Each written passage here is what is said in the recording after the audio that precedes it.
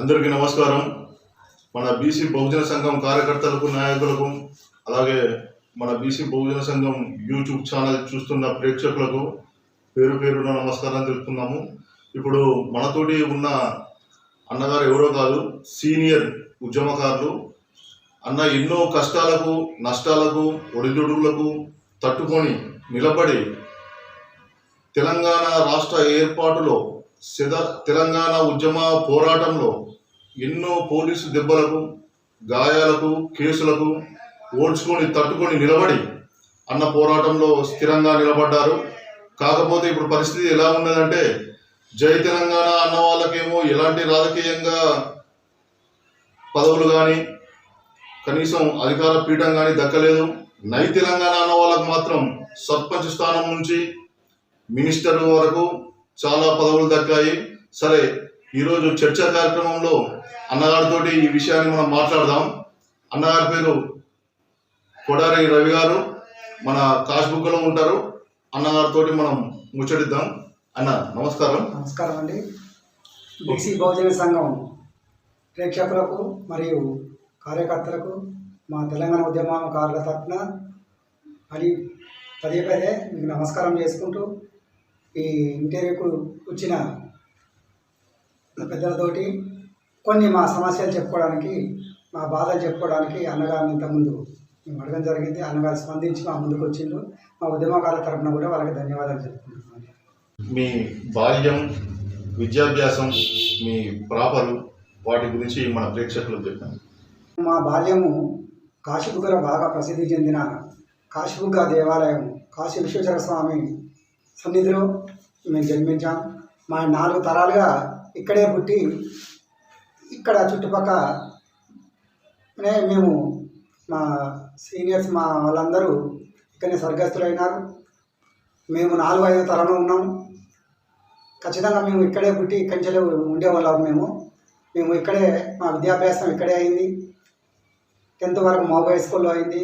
తర్వాత 10th mobile intermediate అయింది. తర్వాత ఓపెన్ యూనివర్సిటీ, అప్పుడు మాకున్న వ్యాపార విద్య ఓపెన్ యూనివర్సిటీ చేయడం జరిగింది. ఆ తర్వాత మా నాన్నగారైనా, మా తాతగారు, అంతకుముందు మా నాన్నగారు భూతాలిని అమ్ముకొని ఇటుకబట్టి వ్యాపారం చేసేవాళ్ళం. మేము ఆ మట్టి ముద్దలు తీసుకొని కాల్చుకొని మేము 10 మందికి అది చేరవేస్తూ ఆ డబ్బులతో మా జీవితం గడిపేది. మేము ముదిరాజు ముద్దు బిడ్డలము. మేము భూతాలిని అమ్ముకొనే ముందుకు పోతూ ఉంటాం. అటువంటి క్రమంలో పుట్టిన మేము ఏదో ఒక సమయంలో మేము కూడా ఏదో ఒకటి చేయాలి. సమాజంలో పుట్టాం, పెరిగాం, పోవడం ముఖ్యం కాదు, ఏదో చేద్దామని ఒక ఉబలాటం ఉండేది. అందులో నుంచే భాగంగానే ఆలోచన చేసుకుంటూ ఉండేవాళ్ళం. ఇది ఖచ్చితంగా మేము ఇక్కడే ఉన్నాం కాబట్టి, ఇక్కడే పుట్టి పెరిగాం కాబట్టి మాకు అవకాశాల కోసం ఎదురు చూస్తూ ఉన్నాం. మేము కాశీబుగ్గ నివాసిగా ఉన్నాం. ఓకేనా? అయితే మన కొడారి రవణ గారు మట్టి పీచుకుంటూ, మట్టితోటి ఆ ఎర్ర ఇటుకలు చేస్తూ జీవనం సాగించేవారు. అన్న కష్టపడి చదువుకున్నా కూడా ఇటుకల వ్యాపారంలో కూడా పెద్ద లాభం ఏముండదు. అన్న బీసీ బిడ్డ, ముదిరాజు బిడ్డ అయినా కూడా ఎలాంటి ఆర్థికంగా లేకున్నా కూడా తెలంగాణ ఉద్యమ పోరాటంలో ఎంతో కష్టపడ్డారు.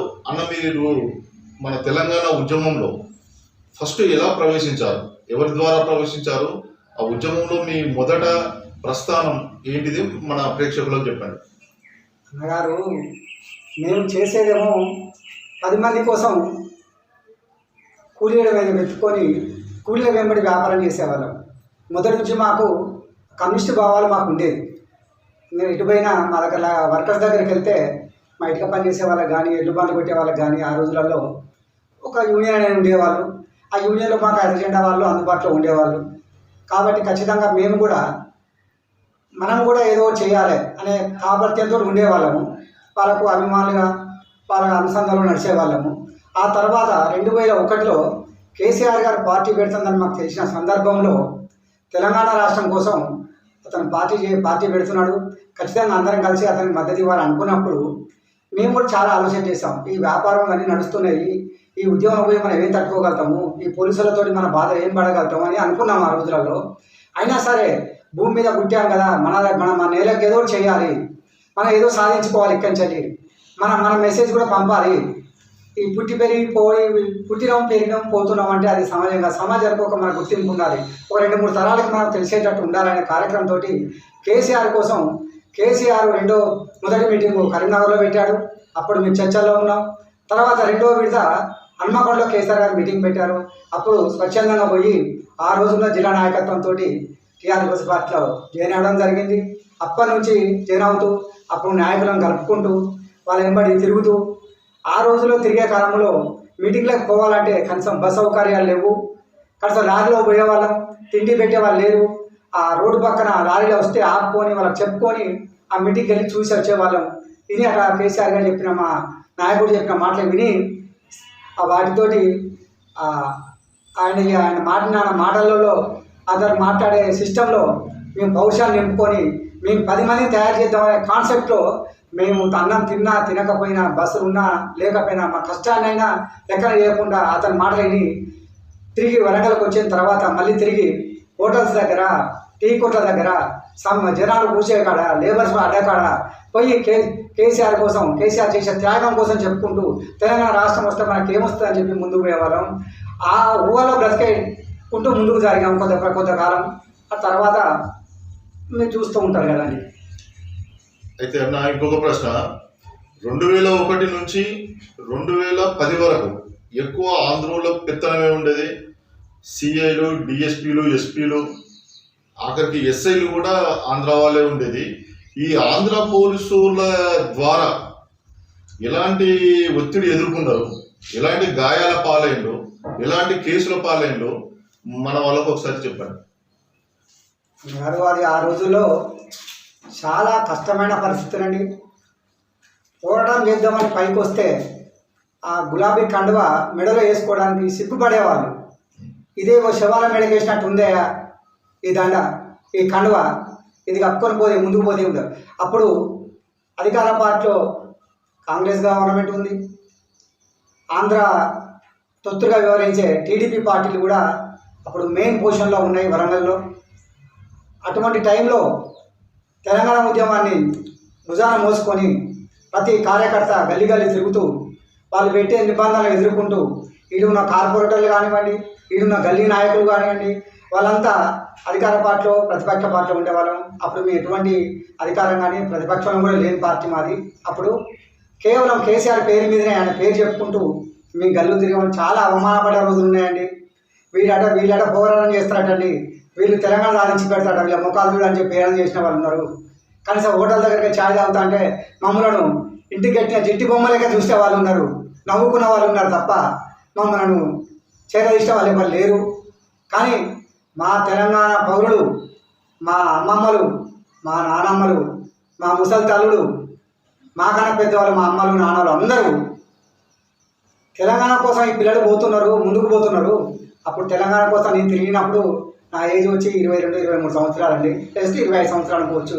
ఆ టైంలో మా పిల్లవాడు పోతున్నాడు, తెలంగాణ రాష్ట్రం వస్తే మా పిల్లవాళ్ళకు, మా మనవాళ్ళకు ఉద్యోగాలు వస్తాయి, పంటలు పండించుకోవచ్చు, మనం అమ్మించుకొని ఆంధ్ర పెత్తాంధ్ర మనం పోవడం ఎక్కడిది, మన ముఖ్యమంత్రి మనవాడై ఉంటాడు అనే కాన్సెప్ట్ తోటి ఆ ముసలి వాళ్ళు మమ్మల్ని ఎంకరేజ్ చేసిండ్రు. ముసలి వాళ్ళు దాచుకున్న పైసలు మేము కరీంనగర్ మీటింగ్ పోయే టైంలో డబ్బులు లేకపోయి ఇబ్బంది పడతా ఉంటే మా నానమ్మ కానీ మా చుట్టాలు కానీ మొత్తము ఆ పెద్ద మనుషులు నాకు 230 రూపాయలు ఇవ్వడం జరిగింది. ఆ 230 రూపాయలతో ఇంకో ఇద్దరు ముగ్గురిని తీసుకొని కలిసి మేము ఆ కరీంనగర్ మా సభను కొలువు కేసీఆర్ పెట్టిన ప్రోగ్రామ్స్కి అటెండ్ అయ్యేవాళ్ళం. చాలా కష్టం. ఆ తర్వాత మేము ఆ ప్రోగ్రాంకి పోయి వచ్చిన తర్వాత పోలీసు నిర్బంధం అంతా ఇంత కాదు. అప్పటికి నక్సల్ ప్రభావం ఎక్కువగా ఉండే మన తెలంగాణ రాష్ట్రంలో, వారికి పోలీసులకు అవి మనకు సంబంధం లేని విషయాలు. ఆ బంధంలో మమ్మల్ని కూడా కొంత తెలంగాణ పోరాట వాళ్ళు అనేసరికి మాకు కూడా కొంత ఎర్రజంగు లెక్కని చూసేవాళ్ళు కొంతమంది. ఆ డిపార్ట్మెంట్లో చాలా ఇబ్బందులు పడ్డాం. పోలీసులు కూడా తిట్టిన రోజులు ఉన్నాయి మమ్మల్ని. తర్వాత మళ్ళీ కొంత రోజులు గడిచిన తర్వాత ఆ పోలీసు వాళ్ళే మమ్మల్ని మెచ్చుకున్న రోజులు కూడా ఉన్నాయి. మీరురా తెలంగాణ వీరులు అంటే, తెలంగాణ పౌరులు అంటే మీరు ముందుకు వచ్చినరా అని చెప్పేసి ఆ పోలీసు పెద్ద ఆఫీసర్ ఒక ఆయన మమ్మల్ని అరెస్ట్ చేసిన రోజు చెప్పాడు. అతని స్ఫూర్తి కూడా మాకు ఇప్పుడు పేరు చెప్పడం ఉంది, కానీ అతని స్ఫూర్తి కూడా మాకు అప్పుడు బాగా బలం పనిచేసింది. డిపార్ట్మెంట్ వాళ్ళు కూడా కొంత మార్పు వస్తూ ఉంది. సామాజిక వ్యవస్థలో మార్పు వస్తూ ఉంది, కార్మికులలో మార్పు వస్తూ ఉంది, విద్యా వ్యవస్థలో మార్పు వస్తూ ఉంది. ఖచ్చితంగా మనం తెలంగాణ సాధించుకుంటామనే దృఢ విశ్వాసంతో కేసీఆర్ గారితో తిరిగి అప్పుడు ప్రయాణం చేశామండి. ఓకే రమణ, ముఖ్యంగా 2001 నుంచి 2014 వరకు విపరీతమైన ఉద్యమకారుల మీద కేసులు కానీ, లేకపోతే 1200 మందికి పైగా ఉద్యమకారుల ఆత్మ బలిదానం జరిగింది. వాళ్ళ కుటుంబాల ఆ తల్లుల కన్నీళ్లతోటే మన నీళ్లు నిధులు నియామకాలు అనే కాన్సెప్ట్ మీద జరిగిన తెలంగాణ ఉద్యమంలో నీళ్ల సంగతి ఏమో కానీ ఉద్యమకారులు బలైపోయిన ఉద్యమకారుల తల్లుల చెల్లెళ్ళ కన్నీళ్లతోటే మన పంట పొలాలు తెచ్చినంత పని అయిపోయింది. ఉద్యమకారులు 1200 మందికి పైగా ఉద్యమకారులు బలైనారు తెలంగాణ ఉద్యమ పోరాటంలో. ఆ ఉద్యమకారుల బలిదానం గురించి మీరు ఏం మాట్లాడతారో, మీ అభిప్రాయం, మీ వ్యక్తిగత అభిప్రాయం చెప్పండి. చాలా చక్కటి ప్రశ్న వేశారు. 1200 మంది ఉద్యమకారులు వాళ్ళ ఉద్యమం కోసం వాళ్ళ ఫ్యామిలీ లెక్క చేయకుండా వాళ్ళ అమరులైనందుకు ఆ ప్రశ్న ఇవాళ మీరు ఇక్కడ లేవనెత్తినందుకు వారికి మరొక్కసారి మా తెలంగాణ ఉద్యమం ఉందని తెలియజేసుకుంటూ వాళ్ళకి మీరు మా బలిదానాల గురించి కానివ్వండి, మా పడ్డ ఇబ్బందులు చెప్పమంటున్నారు. మేము బలిదానాల వాళ్ళ పౌరుషంతో వాళ్ళ బలిదానం అయినా వాళ్ళ ఆత్మ వాళ్ళు ఏదైతే కోరుకున్నారో, దేనికో ఏ సిస్టమ్ కోసం వాళ్ళు బలిదానాలు అయ్యారో వాళ్ళ ఆత్మ ధైర్యం కోసం, వాళ్ళు కలడు కన్నా తెలంగాణ రాష్ట్రం కోసం ఇంకా పౌరుషం తెచ్చుకొని ఇంకా ఇబ్బందులకు లెక్క చేయకుండా ముందుకెళ్ళి మేము ఉద్యమాలు చేశాం. అందులో భాగంగా కేసీఆర్ గారు ముందుండి ఉద్యమాన్ని నడిపిస్తున్న సమయంలో జేఏసీ ఈ 1200 బలిదానాల తర్వాత జేఏసీ ఏర్పాటు చేసుకొని కోదండరెడ్డి గారు వచ్చారు పెళ్లి మీదకి. ఆ సమయంలో అతను మిలియన్ మార్చ్ ప్రోగ్రామ్ను అనౌన్స్ చేశాడు. అప్పుడు మేము ఆ ప్రోగ్రామ్ని విజయవంతం చేయడం కోసం వరంగల్ నుండి అచ్చా విద్యాసాగర్ ఆ రోజు నియోజకవర్గ ఇన్ఛార్జిగా ఉన్నారు. వారి ఆధ్వర్యంలో మేము వరంగల్ భారీ ఎత్తున మిలియన్ మార్చ్కి వెళ్ళి మా సత్తా చాటామడ. మాకు పోలీసు వాళ్ళకు ఒక సినిమా కైనాక్స్లో చూసినంత ఆ మిలియన్ మార్చి తెలంగాణ ఫ్లైఓవర్ బ్రిడ్జి కింద వాళ్ళు మా వైపు రబ్బర్ బుల్లెట్స్ తోటి, గ్యాస్ బాంబులతోటి మా మీద దాడి చేస్తూ ఉంటే మేము తిరిగి ఆ బాంబులను మా వెనక గోడ కట్టుకొని ముందర పడితే ఆ బాంబులను తిరిగి వాళ్ళ మీద విసిరేయడం జరిగింది. వాళ్ళు కొడతారేమో మా దగ్గరికి వచ్చి తాకుతున్నాయి, మేమైతే మధ్యలోనే పడుతున్నాయి. అది అప్పుడున్న ఆపరేషన్ తోటి మేము అది కూడా మేము అంతమంది పోలీసులు వస్తూ ఉంటే కూడా 3 వైపుల పోలీసు వాళ్ళు చుట్టుమట్టి మా మీద కురికొస్తుంటే కూడా ఒక క్షణం కూడా మా పిల్లలు మా కోసం ఆలోచన చేయకుండా ఏదైనా పర్వాలేదు తెలంగాణ రాష్ట్రం కోసం 1200 మంది ఎంతోమంది అమరులైతే ఉన్నారు, అలా మనం ఒక్క మందు అయినా సరే తెలంగాణ కోసం అని ధైర్యంతో ఆ 3 వైపులు వచ్చే పోలీసులను ఎదుర్కోవడం జరిగింది. ఆ పోలీసు వాళ్ళు తిట్టే బూతులకు నువ్వు ఎవరన్నా తిట్టడానికి, మీరు రాష్ట్రం సాధించుకుంటారా, రాష్ట్రానికి ఏం చేస్తారా మీరు అని వాళ్ళు తిడుతూ ఉండి వాళ్ళు పోలీసులు కొడుతూ ఉంటే మనం తిరిగి కొట్టలేము కాబట్టి వాళ్ళు కొట్టే దెబ్బలు తినుకుంటూ జై తెలంగాణ అనుకుంటూ నీళ్ళపై బొర్లాడుతుంటే బొర్రించుకుంటూ ఆ రోజు దొరలు మన దగ్గర తెలంగాణ రాష్ట్రంలో దొరల పాలన ఉన్నప్పుడు అట రజాకాల టైంలో పచ్చపనకడ బొర్రించుకుంటూ కొట్టేవాళ్ళట, తిరుగుబాటు చేసేవాళ్ళం. సేమ్ మేము ఆ విషయాన్ని గుర్తు తెచ్చుకొని వాళ్ళు కొడతా ఉంటే కూడా మా వీరులు ఆ రోజు తను తిన్న వీరులు మేము సిలబస్లో చదువుకున్నాం కాబట్టి మేము కూడా అంత పెద్దవాళ్ళం అవుతాం. ఆ దెబ్బలు అట్లా భరించుకుంటూ మేము దెబ్బలు తిని జై తెలంగాణ నినాదంతో ముందుకు పోయాం. అందులో మిలియన్ మార్చిలో మా అచ్చా విద్యాసాగర్ గారికి కానీ, మాతో వచ్చిన ఇక్కడ లేబర్ కాలనీ ఉంటాడు ప్రశాంత్ గారు కానీ, ములుగురి నిల్సన్ కానీ, సతీష్ కానీ, కూరపాటి మోహన్ గారు కానీ, తర్వాత వీళ్ళందరూ మేము ఒక ట్రూప్గా ఉన్న వాళ్ళం అక్కడ. అందులో అందరికి దెబ్బలు తాకాయి. అందులో నా పోలీసు కొట్టిన దెబ్బలకి నా తల పగిలి ఆ పక్కనే ఉన్న మెడికేట్ హాస్పిటల్లో జాయిన్ చేస్తే ఇతనికి తల ఎక్క భాగంలో బాగా దెబ్బలాగింది. ఇతను 3 గంటల అబ్జర్వేషన్లో ఉంచాలని హాస్పిటల్లోకి తీసుకెళ్ళడం జరిగింది. అప్పటి వరకు నాకు కొంత స్పృహ ఉంది. ఆ తర్వాత స్పృహ కోల్పోయినా తెల్లవారుజామున 2 గంటలకు 3 గంటలకు మళ్ళీ స్లో వచ్చింది. వచ్చిన తర్వాత నేను హాస్పిటల్లో ఉన్న ఏంటి మేడం అని అంటే నీకు స్లో కోల్పోయిన దెబ్బ తాకింది అని చెప్పిండు.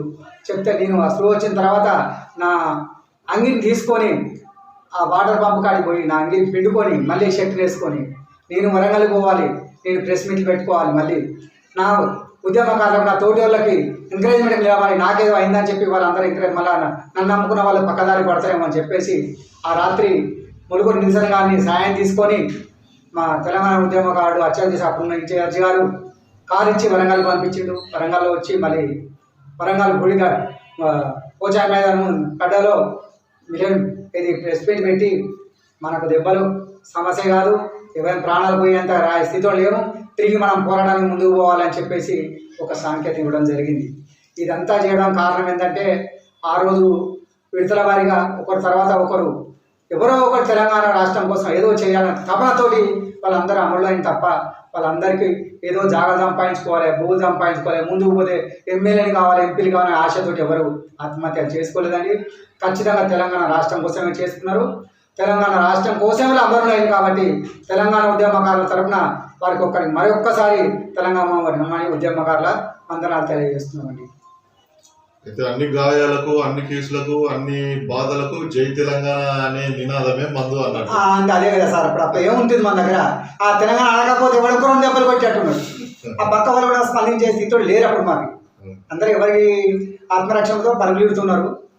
ఆ టైంలో మేము ఎవరైతే వరంగల్ నుంచి పోయామో వాళ్ళమే అయ్యో మనోడు మన అన్న మన పక్కన రాత్రి ప్రయాణం చేసి వచ్చింది మనతోటి వాళ్ళు దెబ్బలు తింటుందని చెప్పి మేమే ఆపుకోదలిచినాం తప్ప అక్కడ పోలీసులు లాఠీల ముందు మా మాటలే నిలబడ్డాయి తప్ప అంతకుమించి మాకు ఏం చేయలేదు. తర్వాత పోలీసులు లాఠీలు అనేవి వినే కానీ మా మనసులో ఉన్న మాటలు వాడు కాదని లేకపోయిండు. తర్వాత మళ్ళీ పోరాటం చేశాం. దాన్ని అయ్యా ఇది పోలీసు దెబ్బలకి ఇద్దే ఉంటాయి కదా, ఇంతకని ఏం దెబ్బలు చేస్తారని చెప్పి గుడనిచ్చేయంతో మళ్ళీ పోరాటం చేశాం. తెలంగాణ రాష్ట్రం కోసం మేము తిరుగుబాటు చేసి ఆ ఉన్న పోలీసు వ్యవస్థను కానీ, ఆ ఉన్న అధికారం ఉన్న పార్టీలను కానీ, లోపల ఉన్న ప్రతిపక్షం ఉన్న ఆంధ్రతత్వ పార్టీలు కానీ వాళ్ళని నిలదీసి ముందుకెళ్ళాం. కొన్ని జెండా కట్టుకునే కార్యక్రమంలో టీఆర్ జెండా కడదాం అనుకునే సమయంలో కొంతమంది అడ్డు వస్తే కూడా జెండాలు కూలగొడితే కూడా మా బట్టలు చింపితే కూడా మేము పోలీస్ స్టేషన్ వరకు మాదిగ సప్పులు పెట్టుకొని మా సాగు సప్పులు అంటామండి. ఇప్పుడు తెలంగాణ రాష్ట్రంలో అప్పుడు దేనికైనా ఆ సప్పులు వాడతాం మేము, ఏ దేవాలయానికి ఆ సప్పులు వాడుతుంటాం. ఆ సప్పులు పెట్టుకొని ఊరేగింపుగా పిలుచుక మరి ఇంతరకం పోలీస్ స్టేషన్ పోయి అయ్యా మమ్మల్ని జెండా కట్టుకుంటే ఇట్లా మమ్మల్ని జెండా గద్దలు కూలగొట్టిందని చెప్పేసి ఆ రోజు ఆంధ్రతత్వ పార్టీల మీద తిరుగుబాటు చేసుకున్నాం మేము. ఆ తర్వాత ఈ దెబ్బలు పడకపోతే అవి పోరాటం చేయలేకపోతుండవచ్చు, కానీ మా కేసీఆర్ గారు మాకు అండదండగా ఉన్నాడు కాబట్టి మేము ఖచ్చితమైన పోరాటాలు చేశాం. నికార్సైన ఉద్యమకారులు మేము మిగిలిపోయాం. ఇప్పటికీ నికార్సైన ఉద్యమకారులకే మేము ఉన్నామండి. అది మేము గ్రహించాలి. 2001 నుంచి 2014 వరకు ఈ 14 సంవత్సరాల కాలంలో వరంగల్లో ఎన్నో రాస్తారోకోలు జరిగినాయి, వంట వార్పు కార్యక్రమాలు జరిగినాయి, పైగా విగ్రహాల ధ్వంస రచన కూడా జరిగింది. తద్వారా పోలీసుల ఫైరింగ్ కానీ, పోలీసులు కొట్టడం కానీ ఎన్నో జరిగినాయి. మన కాశ్మీర్కి చెందిన ఆటో డ్రైవర్ సామల రాజమౌళి కూడా దాన్ని చనిపోయింది. ఈ విషయం చాలా తక్కువ మందికి తెలుసు, సామల రాజమౌళి చనిపోయింది అన్న విషయం. కాశ్మీర్ కాదే తెలంగాణ ఉద్యమ చరిత్రలో ఖచ్చితంగా సువర్ణాక్షరాలతో లిఖించాల్సిన విషయం అది. కనుక విగ్రహాల ఆంధ్ర నాయకుల విగ్రహాల ధ్వంస రచనల, పైగా ఈ రాస్తారోకోలు, ఈ వంట వార్పు కార్యక్రమాలు, ఈ మిలియన్ మార్చ్ కార్యక్రమాల్లో మీరు పాల్గొన్న విధానం, దాని వైనం ఒకసారి మన బీసీ బహుజన సంఘం సభ్యులకు, కార్యకర్తలకు, నాయకులకు చెప్పాను. అడిగిన ప్రశ్నలు మళ్ళా కేసులో పట్టించారు. 15-20 సంవత్సరాల క్రితం పోయి ఆలోచన చేసుకొని చెప్పాల్సిన అవసరం వచ్చిందండి. అయినా సరే ఈనాడు ఉన్న యువతకు తెలియాలి కాబట్టి ఖచ్చితంగా విషయాలు చెప్పడానికి ప్రయత్నం చేస్తాం. కొన్ని మేము కేసీఆర్ గారు నిరాహార దీక్ష ఖమ్మంలో కరీంనగర్లో ఏర్పాటు చేసిన తర్వాత ఎవరైతే ఆంధ్ర తొత్తులు కానివ్వండి, పోలీసులకు అనుసంధానంలో వీళ్ళకి కేసీఆర్ గారిని ఎక్కడికి తీసుకపోద్దో బాగుంటుందో అనుకునే క్షణంలో ఖమ్మంలో అయితే వీళ్ళకి పెద్ద బలం లేదని చెప్పేసి అక్కడికి తీసుకెళ్ళడం జరుగుతూ ఉండే క్రమంలో కేటీఆర్ గారు వరంగల్లోకి వచ్చాడు. అప్పుడున్న ఇన్ఛార్జి గారు మనము అది అడ్డుకోవడానికి మన ప్రణాళికలు అప్పటికే పోలీసు అరెస్టులు, నిర్బంధాలు పోయిన అందరూ ఏదో వేలంది లెక్క పెట్టిన కార్యకర్తల మీద బయట ఉన్నాం మేము తప్పించుకొని. అయినా సరే మనం ఏదో ఒకటి చేయాలనే కాన్సెప్ట్ తోటి ముందుకెళ్ళాం. కేటీఆర్ అడ్డును కొంత ఆపగలిగితే మనం గవర్నమెంట్ తోటి పెట్టుకోలేము కనుక మన కార్యకర్త సైన్యం సరిపోదు కనుక మేము తలపోతే కేసీఆర్ గారిని ఖమ్మంలో హాస్పిటల్లో జాయిన్ చేశారు. ఆ తర్వాత మరుసటి రోజు కేటీఆర్ గారిని వరంగల్ స్టేషన్లో పెట్టారు. వరంగల్ సెంట్రల్ జైల్లో పెట్టారు. మన వరంగల్ సెంట్రల్ జైల్లో కేటీఆర్ గారు వస్తే అతను అరెస్ట్ చేసి పెట్టాడు. మేము వరంగల్ వాదిగా ఉండి వరంగల్ తూర్పు మించాలి ఈ కార్యక్రమం జరుగుతుంది కాబట్టి తూర్పు నాయకులు అరెస్ట్ కావద్దు. ఇప్పటికే అది 70% అరెస్ట్ అయినాం, ఉన్న 30% 20% ఉన్నాం. మనం పోలీసులకు దొరకకుండా కాపాడుకొని మనం ఏదో ఒక నిరసన వ్యక్తం చూపించాలని చెప్పి మా ఇన్ఛార్జి గారు మాకు ఒక సలహా ఇచ్చిండు. అందులో భాగంగా మరుసటి రోజు మేము వేసిన ప్రణాళికల్లో భాగాలుగా ముందుగా ఇది వరంగల్ చౌరస్తాలో ఏటీఎం కానివ్వండి, తర్వాత వరంగల్ సంబంధించిన మండల కార్యాలయం కానివ్వండి, మున్సిపాలిటీ కానివ్వండి, బస్సు ధ్వంసవ కేసులు కానివ్వండి, ఫ్లైఓవర్ బ్రిడ్జి మీద ఆంధ్ర వాళ్ళ మిర్చి లోడు తోటి వస్తున్న బిహేవ్ వాళ్ళ పద్ధతి నచ్చక మేము లారీ దిగి వెళ్ళిపోండి, లారీ ఆపండి అని చెప్తే మీకు సిగ్గులు రావరా, మీ తెలంగాణ బతుకులు ఇస్తారా, రోడ్డు దోపిడీ కానీ అని తిడితే వాడిని దుర్భూషలు ఆడి లారీని అటువంటి విషయాలు కేసీఆర్ గారు అరెస్ట్ అయిన తెల్లవారి 9-10 కేసులు వరంగల్ తూర్పు నుంచి జరిగినాయండి. అదంతా మా ఉద్యమకారులు కేసీఆర్ గారి అనుసంధానంలో అప్పుడున్న ఇన్ఛార్జి కనుసూపులో నడిచిన విషయాలే. కానీ అప్పటి వరకు ఈరోజు ప్రతి ఒక్కరూ వచ్చి మేము ఉద్యమకారులం అండి, మా పార్టీ చేసామని చెప్తున్నారు తప్ప ఇది ఖచ్చితంగా తప్పండి. కేసీఆర్ గారు హాస్పిటల్లో పోయేంత వరకు నికార్సైన 2012 వరకు నికార్సైన ఉద్యమకారుడు టీఆర్ఎస్ పార్టీ అంటే ఉద్యమకారుడు అనే నిదానంతో ముందుకు పోయాము మేము. అప్పటి వరకు ఒక వాయిస్ పట్టుకొచ్చినాం. ఆ తర్వాత 14 వచ్చిన తర్వాత ఎలక్షన్లు పోయే క్రమంలో ఇవన్నీ కలిసి రాజకీయ పార్టీలు వచ్చి ముసలికన్నీరు చేసి ఒక్కొక్క రంగా ఏడ్చుకుంటూ ఒక్కొక్కరు అందరూ దూరి మా ఉద్యమకారులు కొంత చిన్న చూపు చూసింది తప్ప ఉద్యమకారుడు ఎప్పుడు చిన్న చూపు చూడడం వల్ల కూడా మేము తక్కువ వెనుక పోలేదు. కేసీఆర్ అడుగుదాడులు పనిచేయడానికి సిద్ధంగా ఉన్నాం, ఇప్పుడు ఉన్నాం, బాధలు అనిపించినాం. ఆ ఉద్యమాల ప్రస్తావన వచ్చేటప్పుడు మా కేసీఆర్ గారు ఒక మాట చెప్పాడు. తర్వాత తెలంగాణ రాష్ట్రం వచ్చినాక తెలంగాణ రాష్ట్ర ముందు అందం తెలంగాణ రాష్ట్ర కోసం పనిచేసే సైన్యులం తెలంగాణ సాధించుకున్నాం కాబట్టి ఇప్పుడు మనది రాజకీయ పార్టీ కాబట్టి అందరినీ కలుపుకొని ముందుకు పోయి మన డెవలప్మెంట్ ముందుకు పోవాలనే నినాదం ఆయన కేసీఆర్ గారు అప్పుడు తెలంగాణ భవన్లో మా అందరికీ చెప్పడం జరిగింది. అది కూడా తెలంగాణ మనం సాధించుకునేందుకోసం డెవలపింగ్ కూడా కోసం మన నిధులు మన నీళ్లు మన హక్కులు సాధించుకోవడం కోసం కదా. మరి అటువంటి రాజ్యాలు తెలంగాణ సాధించుకున్నాం కాబట్టి మన వాళ్ళే మన ఉద్యమ నాయకుడే ఆ రోజు మన ఉరికొట్టు నాయకుడే ఈరోజు మన మొదటి వరుసలో ఉండి మన ముఖ్యమంత్రి అయి మనకు సలహాలు ఇస్తున్నాడు కాబట్టి ఖచ్చితంగా అతను అడుగుజోడలు నడుస్తామని చెప్పేసి మేము కొంత పేపర్కు మొదటి లైన్లో ఉద్యమాలు చేసేటప్పుడు పేపర్కి మొదటి లైన్లో ఉన్న వాళ్ళం. తర్వాత మేము కింది భాగానికి వచ్చేసి అప్పుడున్న ప్రొఫెసర్లను కానివ్వండి, విద్యావంతులను కానివ్వండి, అప్పుడున్న విలువలలో నైతిక విలువలు ఉన్న వాళ్ళను అన్ని పార్టీ సంబంధించిన నాయకులతోటి కలిసి మా కేసీఆర్ గారు ముందుకు పోతా ఉంటే మేము వెనకాల కింది లైన్లో ఉండి మా కేసీఆర్ చేసే పనిని మేము ఎంకరేజ్ చేస్తూ మా కేసీఆర్ చేసేది సరైన రీతిలో చేస్తున్నాడని చెప్పి మేము ఆలోచన చేసుకొని కొంత ఆగిన వాస్తవమే. ఈ వాస్తవము అది 10 సంవత్సరాలు అప్పుడు పోరాటం నడిచింది. 10 సంవత్సరాలు మనం అధికారంలో ఉన్నాము. కేసీఆర్ గారు మొట్టమొదటి ఏమనుకున్నాడంటే మా ఉద్యమకాలకు మనం చేసుకుంటా ముందు మన తెలంగాణ ప్రజలకి కావాల్సిన నిధులు కావాలి, వాళ్ళకు వాటర్ ఫెసిలిటీస్ కావాలి, వాటర్ వస్తే పంటలు పండితే ఊళ్ళో సిటీలకు కొంత ధాన్యాలు వస్తాయి, కొన్ని వస్తువులు వస్తాయి, కొన్ని కూరగాయలు వస్తాయి. కాబట్టి ఆ ప్రక్షాళన ముందుకు పోదామని చెప్పేసి కొన్ని ప్రాజెక్టులు తీసుకోవడం జరిగింది. ప్రాజెక్టుల నుంచి మా రైతులు పండించుకోవడానికి ఇబ్బందులు పడుతున్నారు కనుక ఆ రోజులలో రైతు బంధు అని చెప్పేసి ఒక రైతుకు కొంత సాయం చేసి పంటలు వేసుకోవడానికి ఉపయోగపడడం. తర్వాత లోకల్గా ఉన్న అంగన్వాడీ టీచర్లకు కానివ్వండి, వాళ్ళకు సాలీసాల జీతాలతో పనిచేసేవాళ్ళు. ఆ అంగన్వాడీ టీచర్లు కూడా ఆ రోజు వాళ్ళ ఒక్కరికి సరిపోయే పైసలు కూడా జీతాలు రాకపోయేది. అయినా సరే వాళ్ళ పిల్లలు వాళ్ళ మొగుడు వాళ్ళ వాళ్ళకి పిల్లలు అన్నం తినాలని చెప్పేసి వాళ్ళకి మా కేసీఆర్ గారు 4 పైసలు పెంచడం జరిగింది. ఇట్లా చేసుకునే క్రమంలో ఉద్యమకాలం కొంత వెనుకబడ్డం వాస్తవం. అది అంత మాత్రం మేము కేసీఆర్ గారిని విమర్శించుకోవడం కానీ మేము పక్కకు పోలేదు. ఇవన్నీ చేసుకుంటూ పోతే రైతు పండించిన పంటలు మనం కొనుగోలు చేసుకొని మన ఆహారం కడుపునిండా తిని మనము వాళ్ళకి 4 పైసలు ఇస్తే వాళ్ళ ఉత్సవంతో రైతులు లాభాల బాట బట్టి మంచి పంటలు పండిస్తారని చెప్పి మా కేసీఆర్ దృష్టితోటి ఆయన ఆలోచనతోటి మేము ఏకీభవించి పేపర్కు కింది వరుసలో ఉన్నామండి.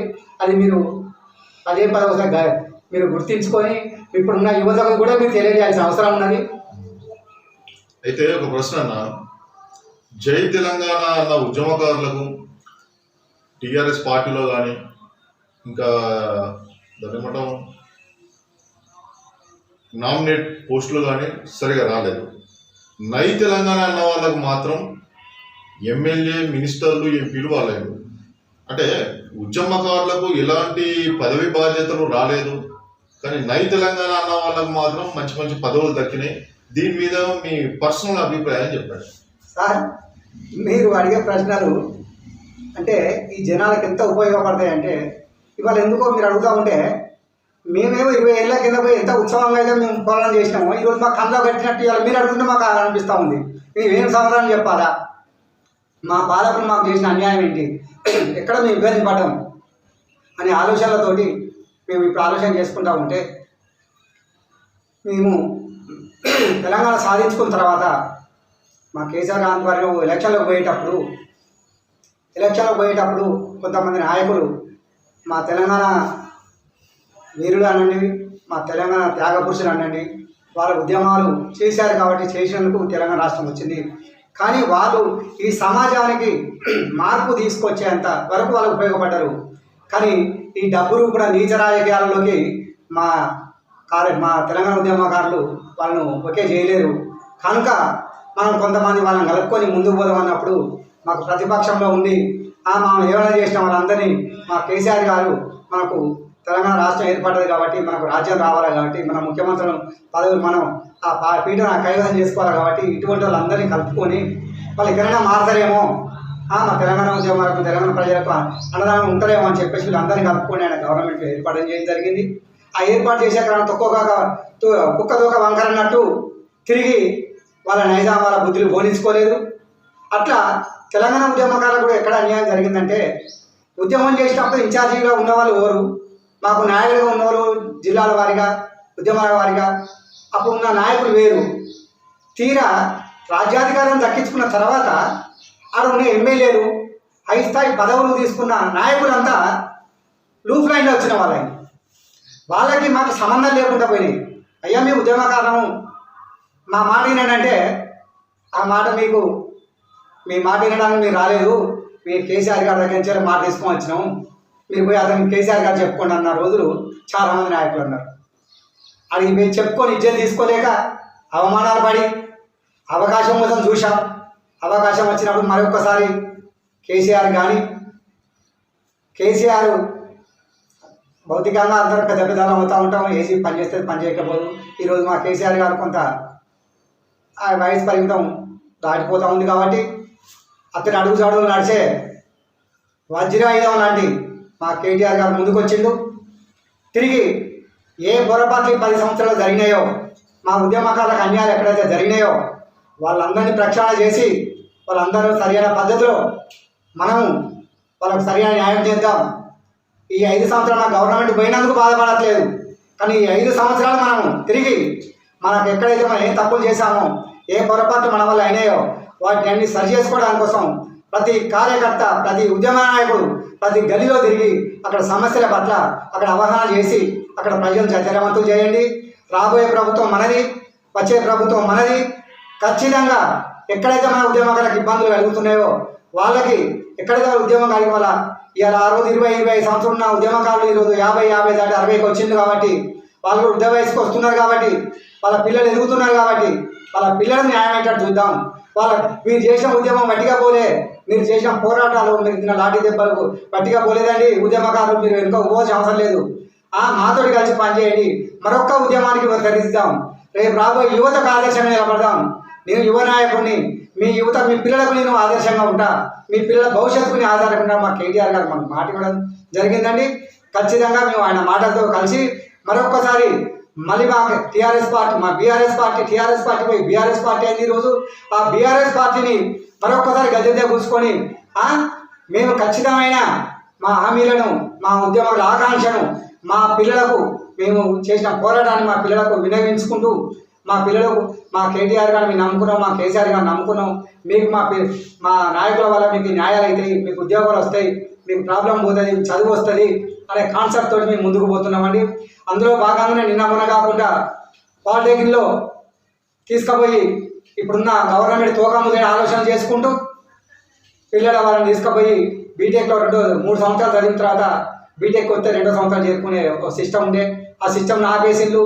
తర్వాత fee reimbursement certificate diploma pass అయిన పిల్లలు ఎంతోమంది పై క్లాస్ చదువుకోవడానికి కోసం ఆ ఫీజు రింబర్స్మెంట్ కట్టలేక, ఫీజులు కట్టి సర్టిఫికెట్ లేక పైకి తరగతిలో పోకుండా ఇళ్లలో తిరిగి బీడీలు చేసుకుంటూ, తెలంగాణ జిల్లాలో అయితే బీడీలు చేసుకుంటూ లాస్ట్కు ఈ చేగోడీలు మిషన్లు మన వరంగల్లో చాలా ఉన్నాయి. చేగోడీలు, గ్యారెలు పొందుకుంటూ కొన్ని కంపెనీలు ఉన్నాయి. అందులో పనిపోకుండా కాలయాపన చేస్తున్నారు. వీటన్నిటికీ చెక్ పెట్టే ధైర్యం మా కేటీఆర్ ఆధ్వర్యంలో మా యువ నాయకత్వం ఇప్పటికే జిల్లాల వారీగా ప్రోగ్రాం చేస్తూ ఉన్నది. నిన్న మొన్నగా హన్మకొండలో రాకేష్ రెడ్డి గారు ప్రోగ్రాం చేస్తూ ఉన్నాడు. ఆ యువ నాయకుడు 3 జిల్లాల్లో ఉరుగుతల ఊగుతున్నాడు. ఆయన విద్యార్థి సమస్యల పట్ల మనసు ఎదురుకున్నాం. గవర్నమెంట్ను తలలు పట్టి జుట్టు పట్టి తల వంచి నిలదీస్తున్నాడు. అటువంటి యువ నాయకత్వాన్ని మా కేటీఆర్ గారు కోరుకుంటున్నారు.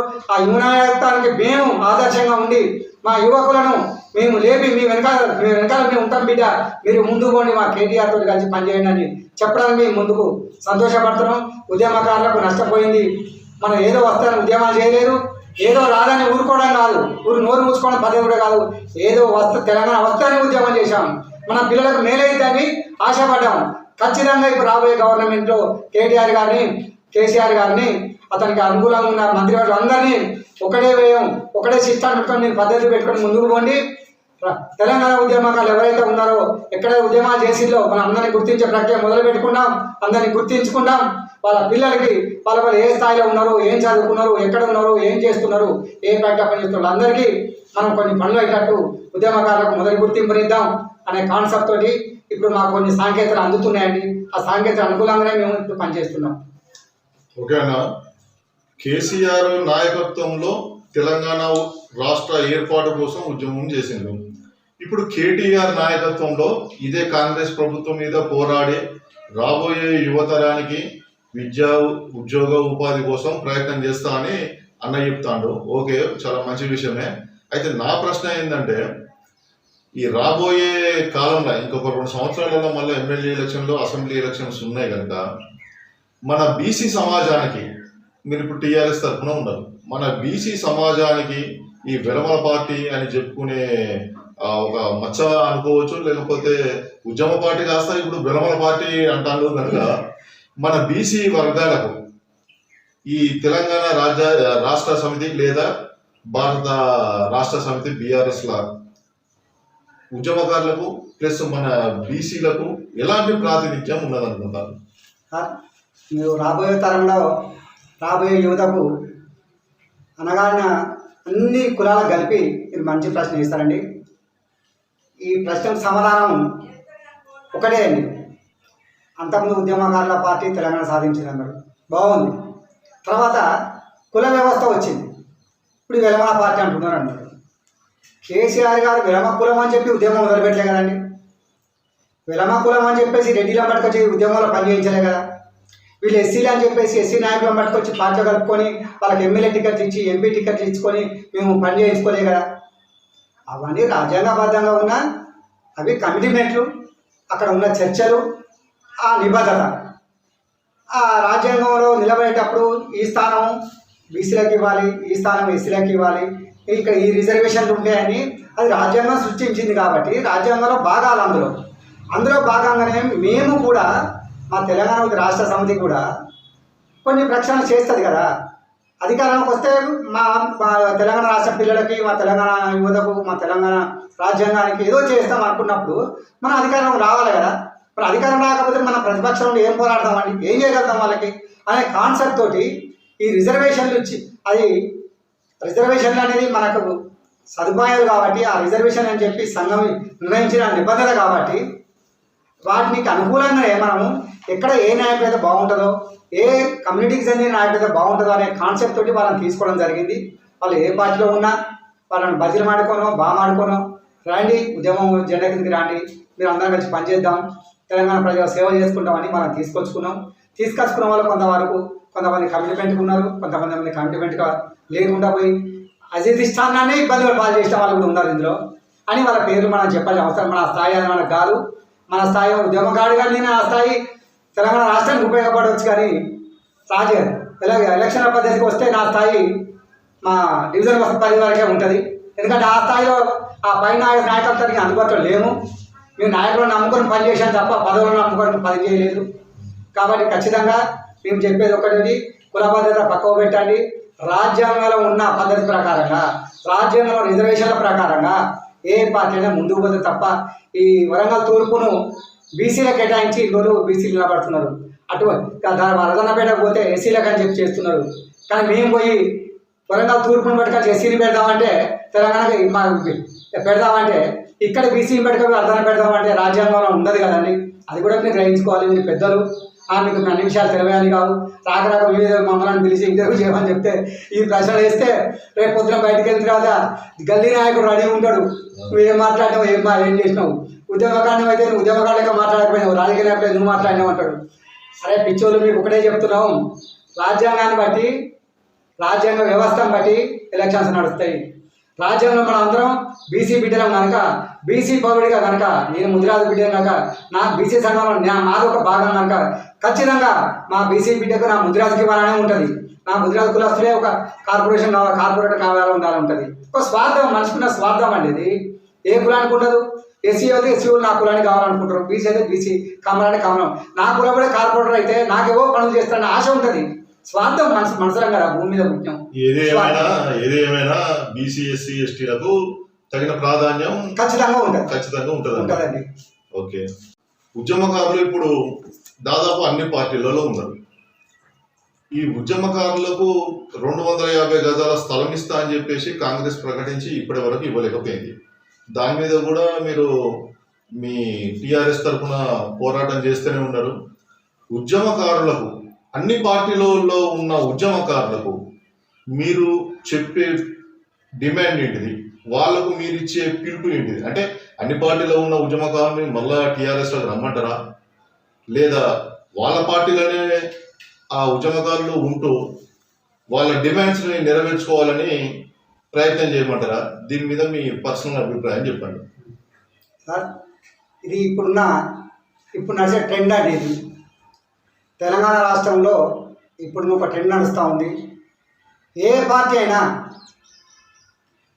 అధికారం ఉన్న పార్టీ, అధికారం లేని పార్టీ, ప్రతిపక్షం ఉన్న పార్టీ, మామూలు పార్టీ, ఏ పార్టీ అయినా తెలంగాణ రాష్ట్రంలో ఉద్యమకారుల ఎజెండా ఎత్తుకుంది. ఇప్పుడు ఆ ఒక్క సంతోషం చాలని మా ఉద్యమకారులకి 26 సంవత్సరాలు చేసిన పోరాటానికి ఒక గుర్తింపు చాలు మాకు.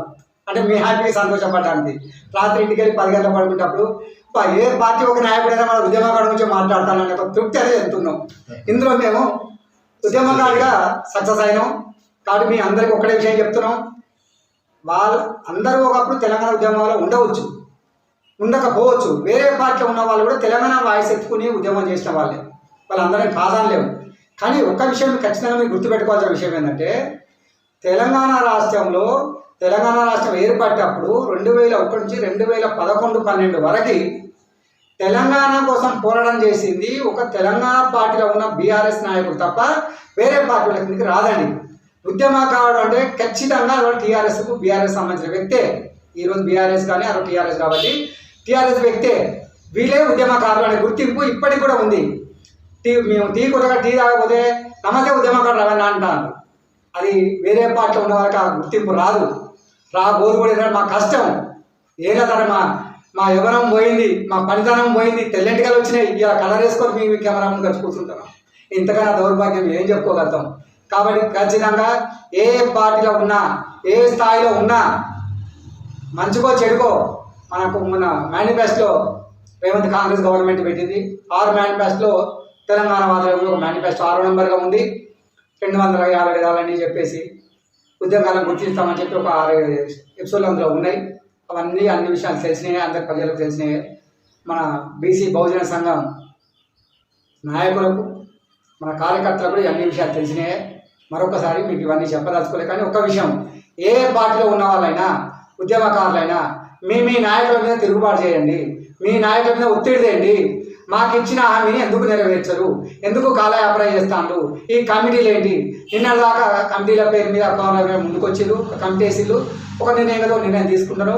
ఖచ్చితంగా ఏ పార్టీలు మొదటి వరుసలో ఉండి ఎవరైతే ఉద్యమం చేసిందో చనిపోయిన వాళ్ళకి కానివ్వండి, తర్వాత జైలుకు పోయిన వాళ్ళు కానివ్వండి, బయట ఊర్లో అయిన కానివ్వండి, పేపర్ ఉన్న వాళ్ళు కానివ్వండి, ఏ కేసులు వేయకుండా పోలీసులకు భయపడి గల్లీలో ఉండి లీడర్ తరం చేసి 10 మందిని ఉద్యమానికి పంపి అతని వెనకాల ఉన్న అటువంటి నాయకులను కూడా గుర్తించి, వీళ్ళందరినీ గుర్తించడానికి కొంత సమయం పడుతుంది. గల్లీ నాయకులను ఎట్లా గుర్తించగలుగుతాం అంటే, పోలీస్ డిపార్ట్మెంట్ వాళ్ళు వచ్చేసి ఇక్కడ 20 ఏళ్ళ కింద ఎవరు తెలంగాణ ఉద్యమ నాయకుడు అంటే ఆ వాడుకున్న ప్రజలు చెప్పగలుగుతారు. ప్రజలు ఎవరికి లాలుచిపాడు ఉండరు. ఆ సార్ అయితే ఉద్యమం చేసిందంటే అప్పుడు 20 ఏళ్ళ కింద అంటాడు. ఆ ప్రతిపాదికన కూడా అటువంటి గల్లీలో ఉన్న లీడర్ నాయకుడిని ఉద్యమకారుని కూడా బయటికి తీసి వాళ్ళకు కూడా ఏమైనా న్యాయం కనుక గవర్నమెంట్ చేయదలుచుకుంటే ఖచ్చితంగా చేయాల్సిన అవసరం ఉంది. లేకపోతే ఈ గవర్నమెంట్ చేయకపోతే మేము ఖచ్చితంగా తెలంగాణ ఉద్యమకారుల తరపున ఉద్యమకారులందరం కలిసి ఇప్పటికే అందరికీ అనుకూలంగా ఎక్కడ పడితే అక్కడ ఉద్యమకార సంఘాలు ఏర్పడుతున్నాయి. అందరం సమగసిద్ధమై టీఆర్ఎస్లో పార్టీలో పనిచేసిన ఉద్యమకారులు అందరం కలిసి కేసీఆర్ కానివ్వండి, కేటీఆర్ కానివ్వండి మా విన్నపం చేసి, ఇప్పుడు ఈ గవర్నమెంట్ను మీరు కూడా ఆ విషయం మీద మీరు వాళ్ళ మేనిఫెస్టో పెట్టింది కాబట్టి మీరు కూడా నిలదీయండి. 5-6 విషయాలు చెప్పి 6 విషయం చెప్పట్లేదు ప్రతి మీటింగ్లో అక్కడ. ఆ విషయాన్ని కూడా చర్చ చేయండి. ఆ రోజు మీరు ఎందుకు చేయలేరు అంటే మీరు అనుకుంటున్నారేమో. ఆ రోజు మీరు కొన్ని తీసుకునే స్టెప్స్ ఆ 10 సంవత్సరాల్లో నిధులు విద్యార్థులకు, రైతులకు పెన్షన్ల ద్వారా ఇవన్నీ తీసుకుంటూ పోయినారు. కాబట్టి ఈ కార్యక్రమం కొంత ఆలస్యం చేయవచ్చు. ఉద్యమకారణం మేము తప్పు పట్టినని కాదు, మేము మర్చిపోయినని కాదు, మీరు కొంత వెనకబాటు ధ్యానం చేయవచ్చు. ఇక్కడ వచ్చినాక చేద్దాం అనుకున్నాం కావచ్చు. అనివార్య కారణాల వల్ల మనకు అధికారం లేదు కనుక మీరు కూడా ఆరో విషయం మీద కూడా ఒకసారి మాట్లాడాలి, బహిరంగ సభ మీద అడిగి ఈ గవర్నమెంట్ చేయకపోతే వచ్చే గవర్నమెంట్ ఖచ్చితంగా బీఆర్ఎస్ గవర్నమెంట్ కాబట్టి ఖచ్చితంగా ఉద్యమకారుల హామీని మొదటి వరుసలో పెట్టి వాళ్ళ ఉద్యమకారులుగా గుర్తిస్తామని చెప్పేసి మొదటి హామీ మా కేటీఆర్ నోటికి వారు వస్తుందని చెప్పేసి, అంతకుముందే మా బాబు మా తెలంగాణ రాష్ట్రానికి బాబు లాంటి మా కేసీఆర్ బాబు ఈ మాట మా ఉద్యమకారుల చెవులో వేస్తాడని చెప్పేసి పేపర్ రూపంలో పరోక్షంలో ప్రతిపక్షంలో మీడియా ద్వారా మాకు ఈ విషయం తెలియజేస్తారని ఆశిస్తూ ఉన్నాం. ఒక చిన్న ప్రశ్న, ఒక 3-4 నెలల తర్వాత మన వరంగల్ గ్రేటర్కు కార్పొరేటర్ ఎలక్షన్లు వస్తాయి. మన బీసీ బహుజన సంఘం తరఫున సీనియర్ తెలంగాణ ఉద్యమకారునిగా మీరు వరంగల్ గ్రేటర్ పరిధిలో ఉన్న ప్రజలకు ఇచ్చే సందేశం ఏంటి చెప్పండి. సార్, ఇప్పుడు ఏంటంటే పార్టీలు వేరు, సంఘాలు వేరు, కుల సంఘాలు వేరు. ఇవన్నీ మనం ఒక్కొక్కటి ఒక ఎజెండాగా చూడాల్సిన అవసరం లేదు. మనం చిన్నపిల్లవాడికి బుక్ కొనిస్తే, 1వ తరగతి బుక్ కొనిస్తే మొదటి పేజీలో అమ్మ అని రాసి ఉంటుంది. చివరికి వచ్చేటప్పటికి చాలా పేర్లు ఉంటాయి. మన సంఘాలలో కూడా, మన సమాజంలో కూడా అన్ని కులాలు ఉన్నాయి. మనం ఒక బీసీ సంఘాన్ని పట్టుకొని ముందుకు పోదామని అనట్లేదు. ఎవరైతే రాజ్యాంగబద్ధంగా ఉన్నారో, ముందుకు వస్తున్నారో, ఖచ్చితంగా ఎక్కడ రిజర్వేషన్లు అయితే రాసి పెట్టున్నాయో ఆ రిజర్వేషన్ల తగ్గట్టుగా అక్కడ ఉన్న పార్టీలు అనుకూలమైన తీర్పు చేసి ఇక్కడ ఏ రిజర్వేషన్ అయితే ఉంటుందో ఆ రిజర్వేషన్ నాయకుడికి, ఆ కుల వ్యక్తికి, మొదటి వరుసలో గెలుపున్న కుల వ్యక్తికి ఆ టికెట్ ఇచ్చి ఆ వ్యక్తిని గెలిపించుకోవాలని కోరుకుంటున్నాం. మేము కూడా ఉద్యమకారుల తరఫున ఈ సంవత్సరం టికెట్స్ మేము ఇన్ని రోజులు కొంచెం కేసీఆర్ మీద, కేటీఆర్ మీద నమ్మకంతో మేము ఉన్నాం. మాకు వచ్చిన ఎమ్మెల్యేలు కానివ్వండి, ఎంపీలు కానివ్వండి, పెద్ద పెద్ద నాయకులు కానివ్వండి, మాకు కొంత మేము ఎవరి మీద పోరాటాలు చేసినామో వాళ్ళే మాకు నాయకులు వచ్చి కూర్చున్నారు. అది మా వరంగల్ తూర్పు మా తలరాత కావచ్చు అది. కాబట్టి అటువంటి వాళ్ళ దగ్గర పోయి మేము ఏం అడగలేకపోయినాం, నోరు మూసుకుంటున్నాం. ఈ సమయంలో మాత్రం ఖచ్చితంగా ఉద్యమకారుల తరఫున మేము పోటీలో ఉండడానికి సిద్ధంగా ఉన్నాము అని ఉన్నాము. ఖచ్చితంగా మేము పోటీ చేస్తాం. మాకు కూడా టికెట్లు ఇవ్వండి. మా స్థాయిని బట్టి వార్డు మెంబర్ అయితే వార్డు మెంబర్ ఇవ్వండి, పల్లెటూళ్ళలో అయితే సిటీకి వస్తే కార్పొరేషన్ టికెట్లు ఇవ్వండి, ఇంకా పైకి వస్తే నామినేట్ పదవులు ఇవ్వండి, ఊళ్ళో చైర్మన్ చేయండి. మాకు మొదటి వరుసలో మాకు ప్రాధాన్యత ఇవ్వాలని చెప్పేసి మేము కేటీఆర్ కానీ కేసీఆర్ గారికి చెప్తున్నాము. ఈ విషయం చెప్పడానికి మేము పోతున్నాము. సరైన సమయం తీసుకొని మేము అందరంగా వెళ్ళి అక్కడ వాళ్ళని కలిసి రిప్రజెంటేషన్ ఇస్తాము. వాళ్ళ దగ్గర హామీ తీసుకుంటాం మేము. ఇంకొకటి ఇందులో మెయిన్గా ఏంటంటే బీసీ సంఘాలకు, బహుజన సంఘానికి మీరు ఏం చేస్తారు అంటే, ఇప్పుడు పాత పద్ధతి అయితే ఎలక్షన్స్ ఒకటి, రెండవ పద్ధతి అయితే సీట్లు పెరుగుతున్నాయి అంటున్నారు. అందులో ఏ సంఘం వాళ్ళకి ఏ టికెట్ పోద్దో, ఏ కులం వాళ్ళకు ఏ టికెట్ తెలియదు. కానీ బీసీ సంఘాలు ఉన్న అన్ని కులాలకు, సబ్బండ జాతి కులాలకు మనమే ఒకసారి ఒక నివేదన తీసుకొని ఎన్ని కార్పొరేషన్లు అవుతున్నాయో ఆ కార్పొరేషన్లలో ఎన్ని సీట్లు ఉంటాయి, ఏ పార్టీ అయినా వాళ్ళకు కొన్ని టికెట్లు ఇచ్చుకుంటారు కనుక వాళ్ళ టికెట్లు ఇచ్చిన తర్వాత బీసీ సంఘాలకు ఎన్ని టికెట్లు ఇవ్వగలుగుతారు. ఆ బీసీ సంఘాలకు మనమే బీసీ సంఘాల నాయకులు అందరం కూర్చుండి ఒక రౌండ్ టేబుల్ సమావేశం ఏర్పాటు చేసుకొని ఏ నియోజకవర్గంలో ఎక్కడైతే ఏ కార్పొరేషన్ స్థాయిలో అయితే మన ముదిరాజు కమ్యూనిటీకి సంబంధించిందా, పెరుకులకు సంబంధించిందా, కాపులకు సంబంధించిందా, మన కమ్యూనిటీ బాగుందో అక్కడ కులానికి ఆ సీటు కేటాయించాలని చెప్పేసి మనమే ఒక రిప్రజెంటేషన్ అధికార పార్టీ నాయకులకు అందజేయాల్సిన అవసరం ఉన్నది. ఇక్కడికి పలాని డివిజన్ 27 డివిజన్ అంటే 27 డివిజన్ ముదిరాజుకు ఉందండి, లేదో 21 డివిజన్లో కాపులోకి ఉందండి, ఇంకో డివిజన్ అయితే అక్కడ సాగర్లోకి ఉందండి, ఇంకొకటి అయితే పద్మశాలకు ఉందండి అనే కార్యక్రమాలు ఉంటాయి. కాబట్టి ఇవన్నీ వాళ్ళ అక్కడాక చర్చలు ఈ నిబద్ధత తీసుకోరు. కాబట్టి అటువంటి బీసీ సంఘం తరపున మీరు ఇంత సేవ చేసి ఇంత ముందుకు వస్తున్నారు కాబట్టి మీరే రౌండ్ సేవల సమావేశం పెట్టేసి 60 70 డివిజన్లో లేకపోతే మామూలు డివిజన్లో ఈ డివిజన్ అనేది 5 కొత్త డివిజన్లో ఈ డివిజన్ మనమే ప్రతిపాదిక పట్టుకొచ్చుకొని మనమే పేపర్ లీక్ చేసి పలానా డివిజన్లో పలాని కుల ఏ పార్టీ ఎవరికైనా టికెట్ ఇవ్వండి, ఆ కుల వ్యక్తికి ఇస్తేనే బాగుంటుందని ఒక డిమాండ్ వైజ్గా బీసీ సంఘం నుంచి ముందుకు పోవాల్సిన అవసరం ఉన్నది. ఖచ్చితంగా ఇది మీరు ముందు వరుసలో ఉండాలి. దీనికి మేము మా వంతు సహకారం ఉద్యమకారులకు ఎంతవరకు అని చేస్తామని. ఓకే అన్న, థ్యాంక్ యూ అన్న. రాబోయే ఎలక్షన్లలో అంటే రాబోయే కార్పొరేటర్ ఎలక్షన్లలో గ్రేటర్ల కార్పొరేటర్ ఎలక్షన్లు ఉన్నాయి ఇంకొక 3-4 నెలల తర్వాత లోపే. అప్పుడు మన బీసీలకు ఈ డివిజన్ కార్పొరేటర్ టికెట్లు అన్ని పార్టీల నుంచి వీలైనంత ఎక్కువ శాతం టికెట్లు వచ్చేలా ప్రయత్నం చేద్దాం. ఇది ఈరోజు మన సీనియర్ తెలంగాణ ఉద్యమకారులు శ్రీ కొడారి రవణ గారితో చర్చా కార్యక్రమం. అన్నకు ఆయురారోగ్య అష్టైశ్వర్యాలు ఆ పరమేశ్వరుడు ప్రసాదించాలని కోరుకుందాం. జై బీసీ, జై హింద్.